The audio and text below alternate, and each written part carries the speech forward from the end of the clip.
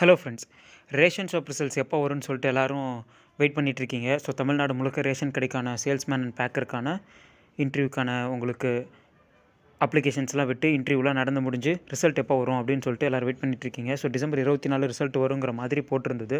So அந்த டேட்டை தாண்டியாச்சு. So இதுக்கப்புறம் ரிசல்ட் வரணும்னா நமக்கு நம்ம ஃபோன் பண்ணி கேட்டால் மட்டும்தான் ரிசல்ட்ஸ் வரும்.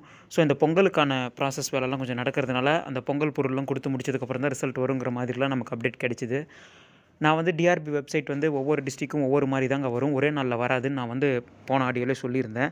ஸோ ஒவ்வொரு மாவட்டமாக வரும். எந்த மாவட்டம் முன்னாடி வரும் பின்னாடி வரும்னு தெரியாது. ஆனால் ஒரு மாவட்டமாக வந்தால் லைனாக வந்துரும்னு சொல்லி போன ஆடியோக்குள்ளே சொல்லியிருந்தேன். ஸோ நம்ம சேனலுக்கு ஃபஸ்ட் டைம் வரீங்கன்னா மறக்காமல் நம்ம சேனலை சப்ஸ்கிரைப் பண்ணிக்கோங்க. நம்ம சேனல் டிஎன்பிசி இன்னோவேஷன் சேனல். நம்ம சப்ஸ்கிரைபர் ஒருத்தர் நம்ம ஃபோன் பண்ணி இந்த மாதிரி திருவண்ணாமலையில் இருப்பார் போல். ஃபோன் பண்ணி டிஆர்பிக்கு கேட்டேன். அவங்க ரிசல்ட் எப்போ வரும்ன்ற டேட்டெலாம் சொல்ல முடியாது. அதாவது அவங்களுக்கே தெரியாது. ஸோ அது ப்ராசஸ் முடிஞ்சு வரும். நீங்கள் டெய்லி நியூஸ் பேப்பர் அதுக்கப்புறமேட்டு அந்த டிஆர்பி வெப்சைட்டை ரெகுலராக செக் பண்ணிகிட்டே இருங்க. உங்களுக்கு அதில் அப்டேட் வரும் அப்படின்னு சொல்லி சொன்னதாக சொல்கிறாரு. ஸோ இது உண்மையா அப்படின்னு கேட்டால் உண்மை தான். ஆனால் இதில் இந்த நியூஸ் பேப்பரில் வரும்னு சொன்னாங்க இல்லைங்களா, அது முழுக்க உண்மை அப்படின்னு சொல்ல முடியாது.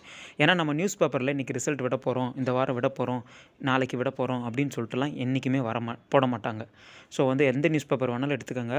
ஸோ அந்த மாதிரி ரிசல்ட்டை பப்ளிஷ் பண்ணிட்டோம், பண்ண போகிறோம், இந்த மாதிரிலாம் போட மாட்டாங்க.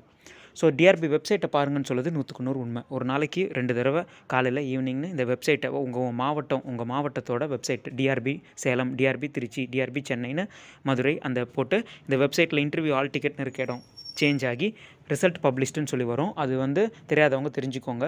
ஸோ அப்படி தான் இருக்கும். ஸோ அதை நம்ம டெய்லி செக் பண்ணிக்கிட்டே இருக்கணும்.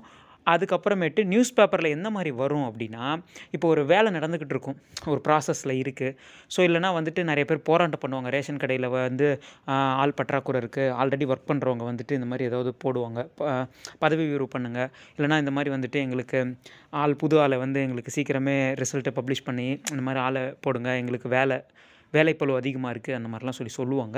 ஸோ அந்த மாதிரி போராட்டம் பண்ணுறாங்க, ஆள் பற்றாக்குறை இருக்குது, கடை டைமுக்கு திறக்கறதில்ல, ஸோ புது ஊழியர்களை நியமனம் பண்ணணும், இப்படின்ற மாதிரிலாம் நியூஸ் பேப்பரில் போடுவாங்க. ஸோ போன வாட்டி ரேஷன் கடை ரிசல்ட் வந்தப்போ இந்த மாதிரி நியூஸ் பேப்பர்லேயும் வெப்சைட்லேயும் வரும்னு தான் சொன்னாங்க. ஆனால் நியூஸ் பேப்பரில் இந்த மாதிரி அப்டேட்ஸ்லாம் தான் வந்துச்சு. ஸோ அதை தான் நான் இப்போ சொல்கிறேன்.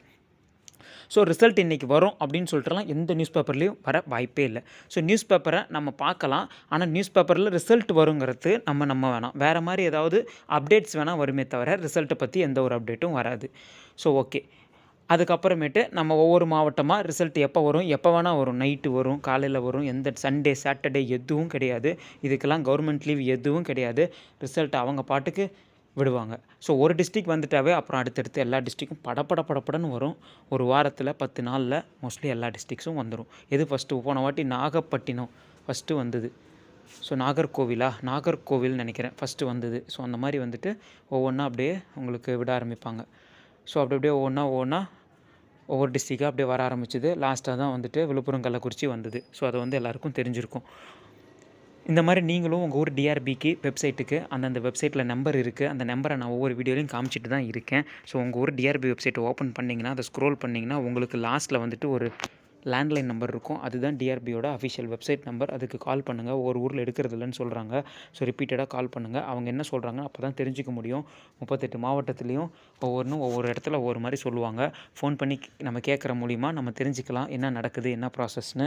ஸோ நமக்கு 90% பொங்கலுக்கு அப்புறம் வரதான் வாய்ப்பு அதிகம் இருக்குது. ஏன்னா பொங்கலுக்கான பரிசு பொருட்கள் வேலை போயிட்டுருக்கு. ஸோ இருந்தாலும் நம்மளோட கடமையை நம்ம செய்வோம். ரிசல்ட்டை பற்றி நம்ம டெய்லியும் அப்டேட் கொடுக்குறோம். நீங்களும் ஃபோன் பண்ணி கேளுங்க. உங்கள்கிட்ட எதாவது ஆடியோ இருந்துச்சு, அவங்க எதாவது சொன்னாங்கன்னா அதை நீங்கள் அந்த ஆடியோவை அப்படி நம்ம சேனல் மெயில் ஐடி டிஸ்கிரிப்ஷனில் இருக்குது. innovativkarthi811@gmail.comனு சொல்லிட்டு இருக்குது. அதுக்கு சென்ட் பண்ணால் நம்ம சேனலில் நம்ம பப்ளிஷ் பண்ண முடியும்.